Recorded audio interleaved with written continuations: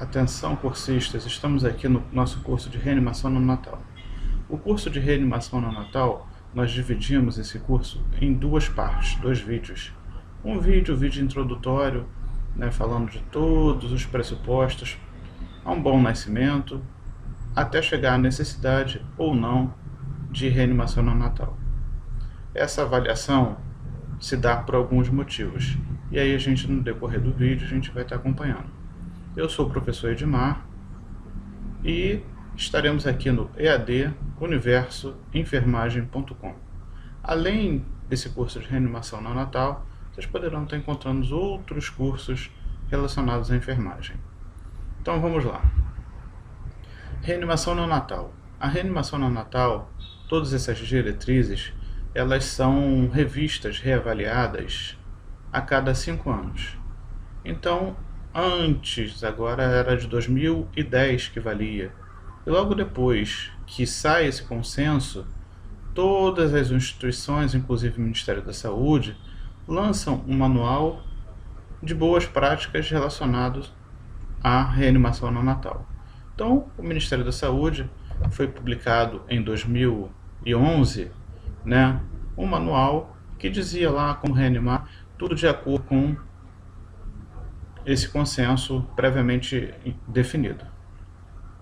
Quem vai capitanear esse consenso é o ILCOR, que é uma força-tarefa neonatal internacional, uma liga de reanimação. O ILCOR compreende várias agências. Dentre essas agências, a gente pode encontrar a American Heart Association. A última foi publicado agora dia 15 de outubro de 2015. E a gente vai estar seguindo esse consenso de reanimação neonatal. Bom, existem 2 dias que são muito perigosos.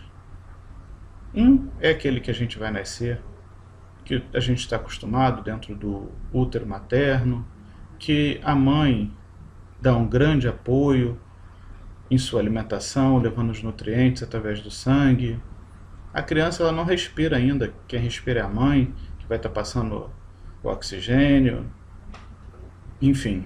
E o último, quando a gente morre, é um dia muito perigoso, O nascimento é um evento dos mais perigosos com o qual o ser humano vai se confrontar.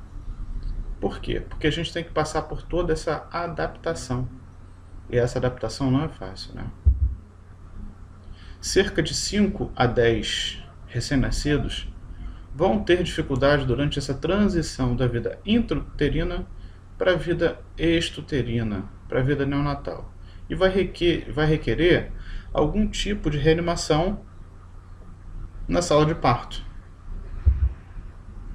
No Brasil, nascem cerca de 3 milhões de crianças ao ano, das quais 98% são em hospitais. Os outros 2%, a gente sabe que existem alguns partos domiciliares, algumas parteiras, enfim. E dessas crianças, 1 em cada 10 vão precisar de algum tipo de cuidado de reanimação. Dentre esses cuidados de reanimação, a gente tem VPP, ventilação por pressão positiva, para iniciar ou manter os movimentos respiratórios efetivos. 1 em cada 100 crianças vão necessitar de intubação ou compressão cardíaca externa. 1 em cada 1.000 crianças vão precisar de intubação, compressão cardíaca externa e medicações. Agora, o bebê, quando ele é prematuro, baixo peso, 2 em cada 3 vão precisar dessa reanimação. Bebês de 34, 37, 36 semanas, 2 em cada 10. Então, o que é essa reanimação neonatal? A reanimação neonatal é um conjunto de medidas que servem para reestabelecer ou estabelecer daquelas crianças, a ventilação, oxigenação e circulação quando o bebê ele nasce em apneia ou até mesmo quando ele está em bradicardia. Como é que isso funciona? Existe uma transição cardiorrespiratória comum. Então, vemos aqui o feto. Como é que é o pulmãozinho do feto? O pulmão do feto, ele é líquido. E a partir do momento em que a mãe entra em trabalho de parto, esse líquido vai saindo do pulmão. Por isso a grande importância do parto normal. A parto cesariana dificulta essa saída aqui desse líquido. E a partir do momento que as primeiras e a gente tem as primeiras respirações, o ar vai entrando, vai saindo, né, pelo cálcio, né, esse líquido de alvéolos. Então, a eliminação desse líquido se dá também pela respiração, no qual ocorre o que? Uma vasodilatação desse pulmão. Quando o bebê não consegue respirar, que ele está em apneia, seja lá primária ou secundária, como é que vai acontecer isso aí? Então aqui a gente tem os movimentos respiratórios. Aqui até os movimentos respiratórios bem rápidos. Então a criança nasce e a tendência é fazer o quê? Uma taquipneia. Depois esse bebê vai parar de respirar. É primária. Nessa apneia primária, normalmente o bebê ele pode parar de respirar por até 20 segundos. Depois vem uma respiração bem irregular, denominada de gaspe. E depois ele para a sua respiração. Já vem a apneia secundária. Na apneia primária, a gente pode encontrar alguns sintomas simples, como bradicardia, uma pequena alteraçãozinha de cor, mas nada tão relevante. Aqui, a bradicardia vai se intensificar, vai ser grave, chegando até a uma parada cardíaca e respiratória. Tudo depende do tempo de asfixia. Quando a gente tem tempo de asfixia prolongado, a gente vai verificar o quê? Que a frequência cardíaca vai diminuindo, o débito cardíaco diminuindo, a pressão arterial diminuindo, e a criança, consequentemente, vai entrar em óbito. Quanto maior o tempo, a demora para iniciar uma reanimação, mais difícil está, né, vai se tornar mais elevado é o risco de lesão cerebral. Então todo mundo já ouviu falar que tempo é músculo, tempo é cérebro. Então o oxigênio, a falta desse oxigênio pode deteriorar, né, as células do nosso sistema nervoso central. E aqui mais uma vez lembrando, né, que a gente tem outros cursos, EAD Universo, enfermagem.com. Como é que a gente vai se preparar para essa reanimação? Então a gente tem que ver a gente tem que fazer algumas atividades. Dentre elas, pegar o cartão do pré-natal. Mãezinha, você realizou o pré-natal? Como é que foi esse pré-natal? Você fez quantas consultas? Você fez os exames? Você está em posse desses exames? Teve alguma intercorrência durante essa gestação? Clínica, gestacional? Como é que foi esse trabalho de parto? Começou agora? Rompeu a bolsa? Alguma criança que você já gestou teve algum tipo de problema? Líquido amniótico com mecônio? Mecônio, né, quando a criança faz suas eliminações intestinais ainda dentro do útero. Sua gestação está dentro do prazo normal? Então são as perguntas que normalmente a gente faz para a mãe. Daí a gente já vai sentir uma necessidade ou não de reanimação para essa criança. Quais são as causas mais comuns para reanimação? Prematuridade. Todo bebê prematuro, a gente vai ver que esse bebê tem uma depressão respiratória.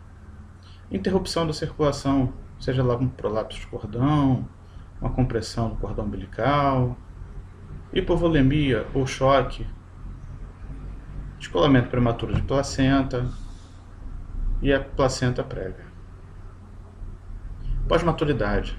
mecônio, infecções, sepsemia, pneumonia, anomalias congênitas, estimulação vagal, apneia e bradicardia, depressão respiratória, relacionada a algumas medicações, que no parto cesariano a mãe pode ser que venha a ser medicada. Dificuldades no processo de intubação. Então, o processo de intubação, normalmente na criança, ele tem que demorar 20 segundos. E aí, se você não conseguir, você tem que oferecer oxigênio para essa criança e não continuar tentando. Reanimação neonatal. Existem alguns fatores que são decisivos para essa reanimação.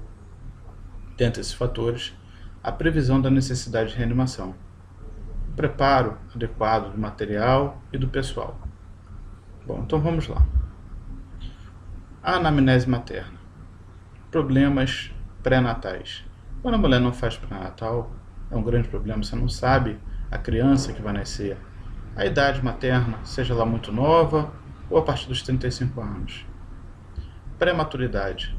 Hipertensão arterial, doença hipertensiva específica da gravidez, diabetes gestacional, doenças maternas crônicas, uso de drogas, eritroblastose fetal, amenorréxia prematura, infecções maternas, gestação múltipla, malformações fetais, pós-maturidade, oligo ou polidramnia, o excesso de líquido amniótico ou sua diminuição. Problemas no trabalho de parto, durante o parto. Se a gente encontra um líquido amniótico meconial, uma amenorréxia prolongada, o rompimento da bolsa do líquido amniótico, vazando durante muito tempo, coraminoite, apresentações anormais, trabalho de parto muito prolongado. Prolapso de cordão, administração de opioide, descolamento prematuro da placenta e anestesia geral. O preparo para assistência do recém-nascido em sala de parto. Todo o material necessário para a reanimação deve ser preparado, testado e estar disponível em local de fácil acesso. Antes do nascimento, esse material é destinado à manutenção da temperatura, da aspiração das vias aéreas, a ventilação e a administração de medicações. Então aqui a gente tem alguns materiais, A gente tem o reanimador, o ambu, o balão, o máquina, que é um reservatório, conectado a registrador. Todo tipo de material deve ficar de fácil acesso e bem identificado. Quais são esses materiais? Fonte de calor, oxigênio, o vácuo, catéter de aspiração, máscara, laringoscópio, esparadrapo, água, seringas, luvas, gases, estetoscópio, frio, etc. É importante que a gente teste todos os dias, quando a gente receber o plantão, a lâmpada, para poder saber se ela está iluminando bem, se a gente não vai ter nenhuma surpresa, nenhuma intercorrência durante alguma intubação. Então, o laringoscópio deve ser testado todos os dias, assim que a gente recebe o plantão. E se a lâmpada estiver fraca, é só substituir a pilha. Aqui a gente tem uma unidade de calor radiante, que a gente vai, assim que a criança nasce, a gente vai estar colocando a criança aqui para fazer os cuidados de apoio. Calor, lembrando que vem de cima para baixo. Desses cuidados iniciais, muitas das crianças vão necessitar de aspiração das vias aéreas, somente quando a secreção está abundante, intensa.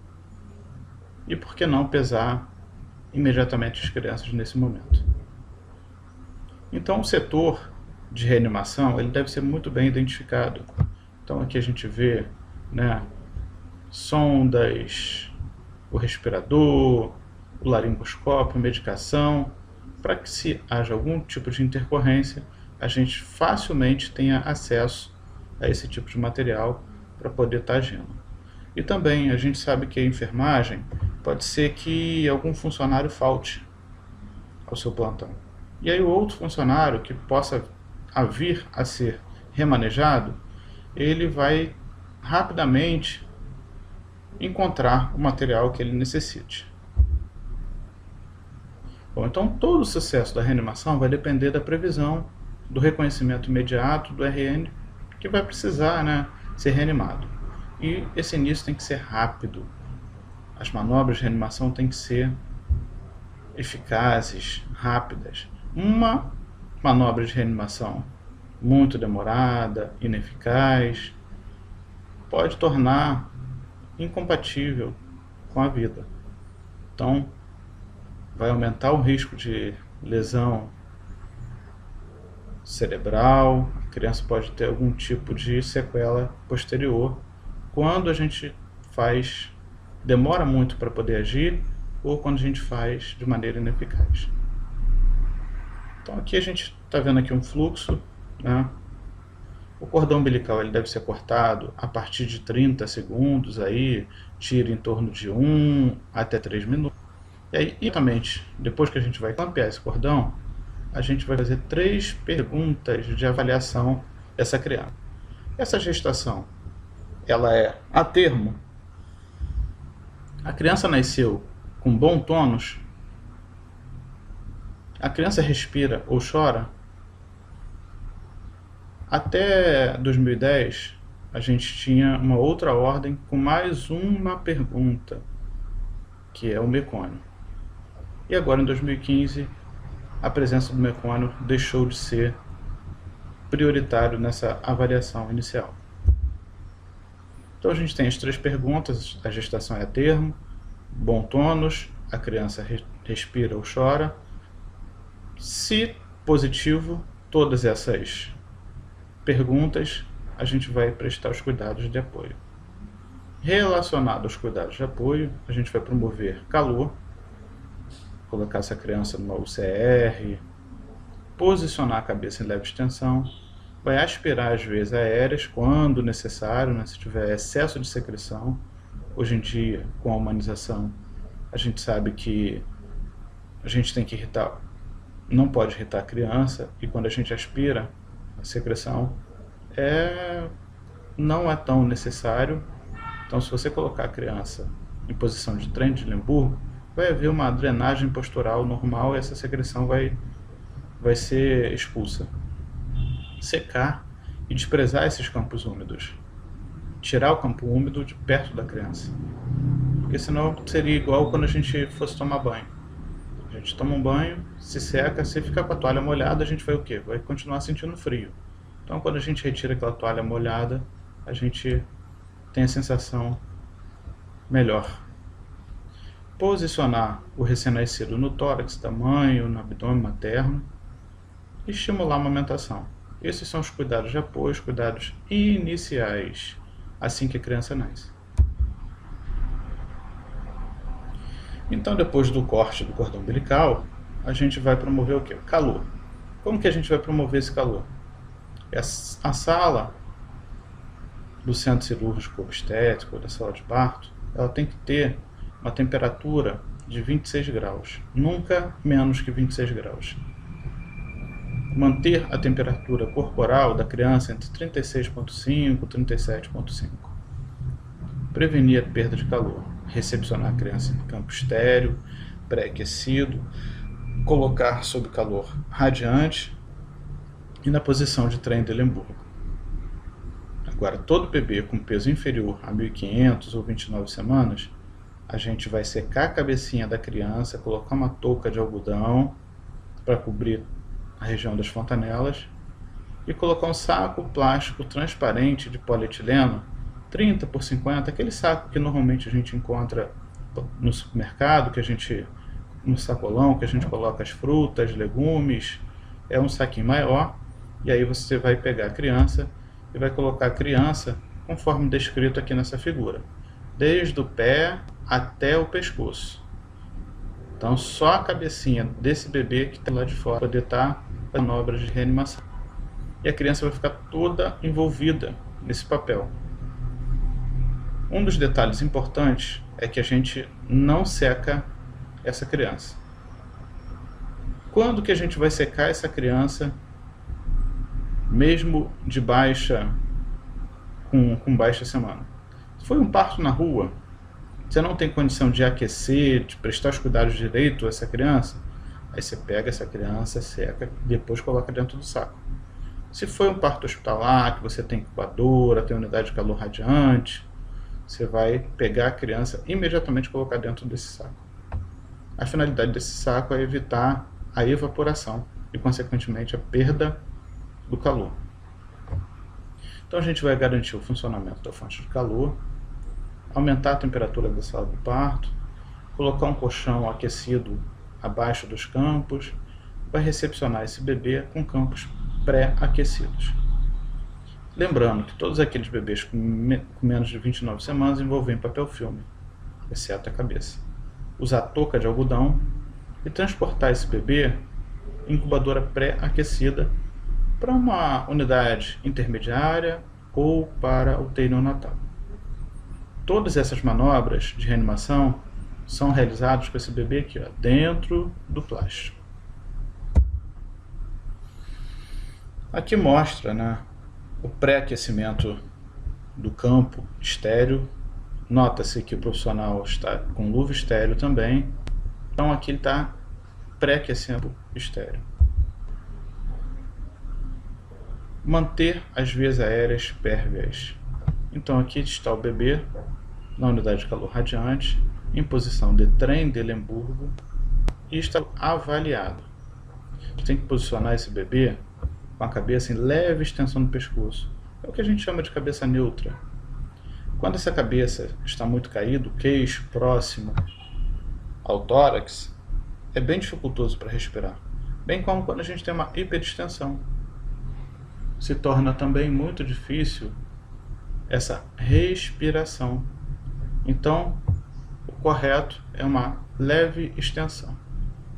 E aí, se tiver muita secreção em vias aéreas, conforme eu já disse, realizar, né, a aspiração das vias aéreas. Secar o corpo e a região da fontanela. Desprezar esses campos úmidos. Então aqui a gente tem a posição correta, bebê olhando 90 graus, e aqui a posição da criança olhando para trás, e aqui quando o queixo está bem próximo do tórax, do pescoço, a criança está olhando para frente. Então a posição correta é a extensão do pescoço. Posição da criança olhando para cima, que aí as vias aéreas vão ficar o quê? Mais ficadas, mais fácil a respiração. Somente quando a gente encontra um excesso de secreção nas vias aéreas, a boca deve ser aspirada primeiro e depois as narinas. Tá? Então a sequência correta de aspiração é boca, depois narinas.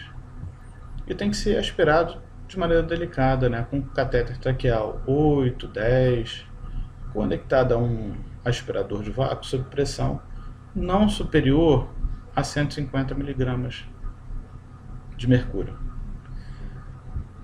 Antes, a gente tinha até 100 milímetros de mercúrio, corrigindo o que eu falei anteriormente. Então, a gente tinha até 100 milímetros de mercúrio. E hoje, em 2015, traz para a gente que pode ser até 150 milímetros de mercúrio. Uma sucção muito vigorosa, prolongada, pode produzir um reflexo vagal, bradicardia e até mesmo apneia. Então, quando a gente encontra secreção, a gente vai lá, aspira de maneira correta e não ficar aspirando, porque pode levar a um reflexo vagal, essa criança fazer uma bradicardia, fazer uma apneia, parar e precisar de reanimação por conta desse evento adverso que o profissional levou. Se houver mecônio no líquido amniótico, somente quando tiver em obstrução das vias aéreas é necessário subvisualização direta. Isso aqui também é uma grande alteração de 2015, porque toda vez que tinha mecônio a gente aspirava a traqueia, aspirava bem a criança, e hoje não. Hoje A gente só aspira a traqueia, só entuba essa criança quando tem algum tipo de obstrução, quando esse mecônio está tão espesso que leva a uma obstrução dessa criança. E aqui o processo de aspiração, né? Então a gente vai sempre cotovelar o látex de aspiração, introduzir o catéter, preferencialmente ponta do nariz até o lóbulo da orelha, abre o látex para ser aspirado. Então a criança acabou de nascer, nota-se vernix caseoso ainda no corpo da criança, e aqui a pinça segura umbilical. Então a aspiração em ambas narinas, da mesma técnica.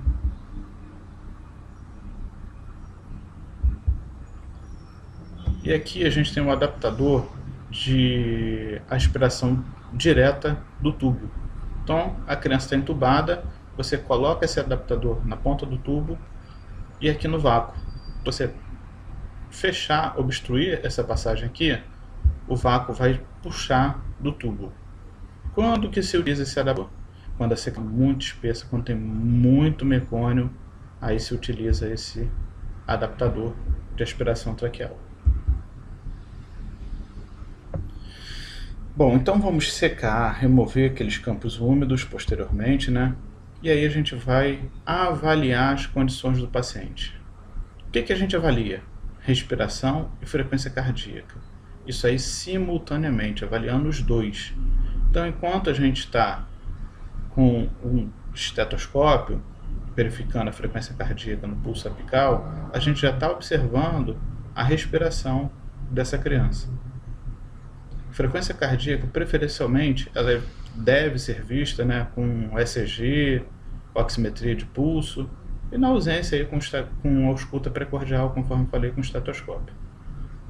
Quando a gente utiliza o ECG e a oximetria de pulso, geralmente uma criança que vai precisar de reanimação.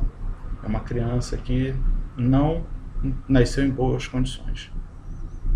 E o detalhe que a gente está falando aqui, várias atividades que devem ser feitas com esse bebê, só que nessa primeira etapa, até o presente slide, presente momento, a gente deve gastar no máximo 30 segundos para poder avaliar, secar, realizar todos esses passos iniciais.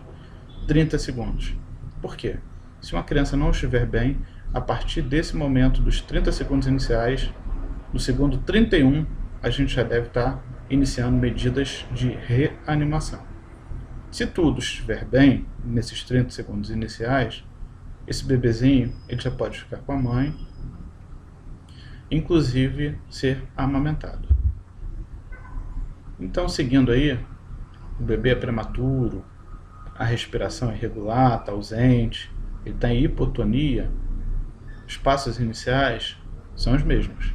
A gente vai promover calor, posicionar a cabeça, aspirar boca e nariz somente se tiver muita secreção, secar e desprezar os campos úmidos e reposicionar esse bebê. Aspirar sempre a boca, depois narinas. Movimentos são suaves e a pressão, conforme eu falei, varia entre 100 milímetros de mercúrio ou 150 milímetros de mercúrio. Daí a gente vai secar, remover esses campos úmidos, reposicionar a cabeça novamente. Fonte de calor radiante. Em algumas literaturas vocês vão encontrar irradiante e outras radiante. É a mesmíssima coisa. Tá? Então o calor vem de cima para baixo. É o CR ou o CI. E aí, qual a finalidade desse aquecimento? Manter a temperatura entre 36,5 e 37,5. O que a gente quer evitar com isso? Uma hipotermia ou hipertermia.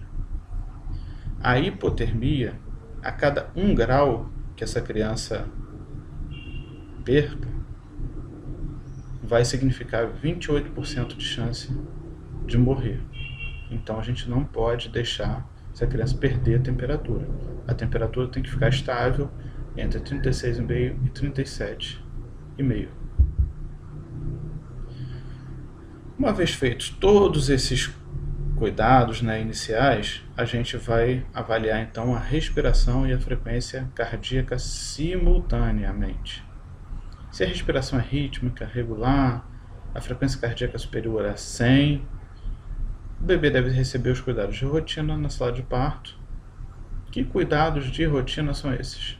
Cuidados de rotina são a administração de Canaquion, a credenciação, a vacina da hepatite B. Muito bem. E aí, mãezinha, parabéns, seu filho é lindo. Entrega-se bebê para a mãe, né? Todo bebê quando nasce, ele nasce bem edemaciado, né? É normal isso aí. Depois de alguns dias, ele vai perdendo esse líquido, por isso que todo bebê, quando nasce, ele tem uma perda de peso de até 10% do seu peso total nesses primeiros dias. Então depois é que ele vai começar a ganhar novamente. E logo em seguida ele já pode ir à amamentação. Bom, muita gente fala do boletim de Apgar.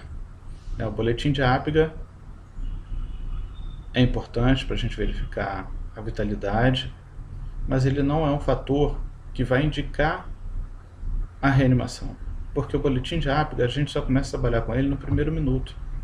Eu falei com vocês que em 30 segundos a gente tem que fazer uma série de cuidados, e se essa criança estiver com algum tipo de debilidade, né, a gente vai entrar no minuto 31, no segundo 31, para poder já ativar toda a sequência de reanimação.